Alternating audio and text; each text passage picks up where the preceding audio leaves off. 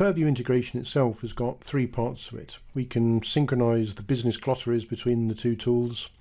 We can publish logical data models to Microsoft Purview, and we can publish physical models. And again, in this presentation, I'm going to explain what I mean by those three things. All of the integration with Purview is set up through a really easy to follow UI. Once you've connected to Purview and tested the connection, there's lots of options for how the two tools will work together, how they synchronize, which models synchronize, which properties are mapped to what. So let's browse our business glossary in Team Server. So I can browse for a term called party. And there it is. Read all about it. I can see various useful business metadata about party.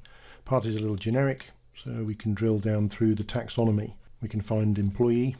Great. I can read all about employee. I can see what are the business terms are related to my employee. Employee holds a contract, performs a business process. I can see the attributes of an employee. All of this within the business glossary, all easy to understand. I can see the definition. I can see things like a PII flag, sensitivity level. So let's hop across to Purview. So we can see the details of the term are identical. This term has been synchronized from Team Server to Purview. If it was synchronized in the opposite direction, it would be the same. We get the same properties. We can choose which custom properties we synchronize. So here we've got our PII flag, our sensitivity level. We can see the relationships between the terms are the same. So I've got some child objects, which are attributal relationships in Team Server. Earlier on, we were seeing that employee was related to commission payments, business process, department, etc. We've got our synonyms, again, all synchronized between the two tools. So next we're going to talk about logical data models. So Purview itself has no notion of a logical data model. So we've got a feature in the integration that allows us to extend the meta model of Microsoft Purview. Again, hopping across to Purview here, we can see that we've already activated that function, and we've got new object types in Purview. So there's an ER Studio logical model. We've got submodels, we've got entities, we've got attributes, and they can be realized by scanned assets in the physical models of Purview. I'm going to see how that works in a moment. So looking at a logical model in ER Studio Data Architect, we can see we've got some entities here in our model. Our entity employee, it's got some attributes, and entity is linked to a business term that's over in Purview. And we can also see that the logical entity is mapped to some physical tables in the same model. So from one logical model, we've got multiple physical models here, and there's mappings between them.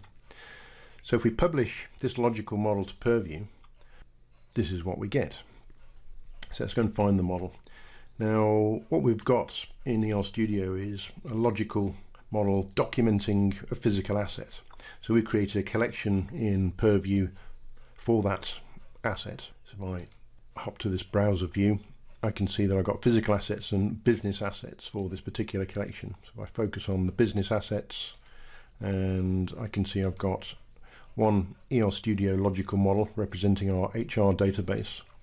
And I can see within that we've got the 4 submodels that we had in ER Studio. And then I can go and see all the different entities. And there is our entity employee that we were just looking at.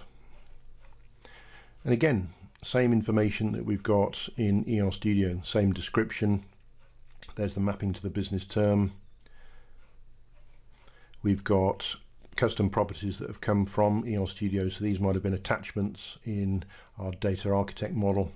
There's the attributes of this entity, all in nice business language. So this is intended for business people to be able to understand. Again, the links back to the submodel. And here's where it's realized by the data sets. This hops across to the physical model, which we're going to look at next. We can navigate the relationships that we've created in ER Studio Data Architect. So we've really got two worlds working together. Purview, which is the data catalog view for business people to be able to find things and get basic information, and then the data architecture view, which gives us more detail on the models. So we can publish logical models for individual data assets. We can also publish the enterprise logical model, and we'll see that in a moment. As we publish our logical models, we can see the mappings of the business terms and any custom properties that we choose to map between the two tools. So next we're going to look at physical data models. So with physical data models, Purview is going to be the system of record. So you can set it up to scan data assets as a one-off or a regular basis. So it's always got the up-to-date view of the data asset. Now, ER Studio is a design tool. So we might have documentation that was done in the past, we might have a future design or a newer version of the model. So what we can do is really use that physical model to add business metadata to an existing scan. So once you've scanned the asset in Purview, you can connect the asset in Purview to the physical model in ER Studio. And then when you hit publish, what it's going to do is overwrite selected custom properties to Purview. It'll also add things like the mappings to the business terms, then the mappings back to the logical data model that we were just looking at through that realized relationship. So let's go and look at it. So again, back to the collection we were looking at that's holding the model of our local SQL Server instance. We just looked at the business assets. Now there's the physical assets that have come in through the scan.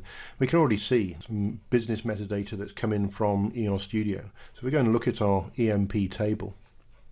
Then again, we've got our link back to Team Server, so we can go and look at the diagram of it and the model. We've got our description. We've got the mapping to the business terms that's come from ER Studio.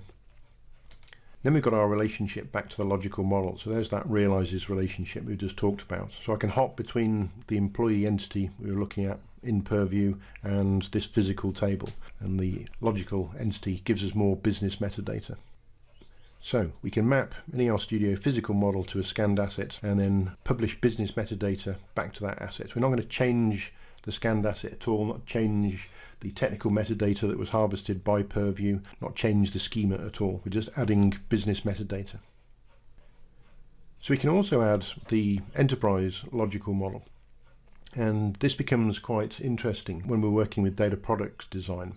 So Purview has been extended recently from being just a simple data catalog to being the start of the data mesh Microsoft Fabric story. The idea is that the organization can be split into domains or subject areas, and each of those domains will then create data products relevant to their area. Now, data mesh is all around decentralizing the design process. So each of those domains can individually create their own data products. But in reality, there are dependencies between them. So standardization across our different domains is really, really important. So the notion of an enterprise model that gives us that sort of standard palette of entities or foundational data products is really important. These are really sort of Lego building blocks that can be plugged together to form aggregate data products. So the enterprise logical model kind of gives you the blueprint for that standardization and which blocks can plug into other blocks. So in Purview, you can create data products, you can map them to business terms which give you the high level requirements. The idea then is that you can then start to design those data products. Now in ER Studio, we can then create a logical model for each data product. We can pull from the enterprise logical model those foundational data products to create an aggregate data product. So we go through the usual design process in ER Studio where you create the logical model, confirm that with a stakeholder. You've now got a nice standardized model. From that logical model, you could then generate physical models, which might become a JSON schema being streamed from a streaming service. You might then go through the design process to create tables in the data warehouse and then use that to design BI reports. So let's go and look at that in practice. So here in Purview, in the new experience, in our data catalog, we've got a section data management. Now, if I look at my business domains, now in this model I've got 3 different business domains. I can go and look at human resources, and I can see for human resources I've got 3 data products. And I can look at the details of my employees' sales commissions data product. So this is a report of all sales commissions awarded to salespeople as a result of selling products. Great. Okay, so the mission that we've got now is we need to be able to design out this data product. So we can see that for the high level requirements, then whoever's created the data product has assigned one glossary term to it, commission payment. Okay, so we've got to design a data product that's going to contain that business term, at least commission payment. So the process we're going to go through is first of all see, well, do I have any kind of standardized entities in my model for commission payment? Now I can do this either in Purview or I can hop across to Team Server. So looking in Team Server, I'm looking for business terms, employee commission. Great, there's that business term we were just looking at in Purview. So I can read all about it. So sensitivity level critical, it's got PII data. Okay, so the next question is, does this information live somewhere in our enterprise logical model? So I can hit related ER objects, And I can see immediately that this already lives within my corporate logical data model. If I expand that, I can see there's an entity called commission payment. Great. Okay, so now I can get started on the design for this particular data product. So moving to EL Studio Data Architect, I can open up the enterprise logical model and I can browse through, and I've found the entity commission payment that we're looking for. And looking at this model, probably also want information on the employee, information on the commission payment itself. Maybe we also want the information on the orders that were associated with that particular commission payment. So the sort of process I'd go through is really standard EL Studio type behavior. I can create a brand new data model. I can use compare merge to pull in these entities from that data model. And here is the model that I've created. So just those three entities. Normally we go through the same sort of process where we then discuss with whoever created the data product. Here is the design for that data product that you're looking for. Is this what you're looking for? Yes, it is. Okay. Once we've agreed that, then immediately we can publish this to Purview. So if I hop back to Microsoft Purview, I've already attached the data model that we've just created to the data product. So I can view the details of this, see some basic information. And then everything that we were just looking at in EL Studio, I can now see in Purview. So there's the three entities that we were just looking at. I can hop back to EL Studio and see a visual data model diagram associated with this model. And I can see the detail of the entities themselves. So there's the description, there's all the attributes. And then of course, as I complete the design journey in EL Studio, creating physical models, etc., I can scan those physical models into Purview, map the physical models to the physical design that I've created in EL Studio, and then the loop's complete. We've got nicely documented data products. Okay, so to recap, we can synchronize the business glossaries between EL Studio and Purview. We can seed Purview with a clean business glossary harvested from an enterprise logical data model, for instance. We can then extend the meta model of Purview and publish logical data models from EL Studio to Purview. And this includes designs for data products.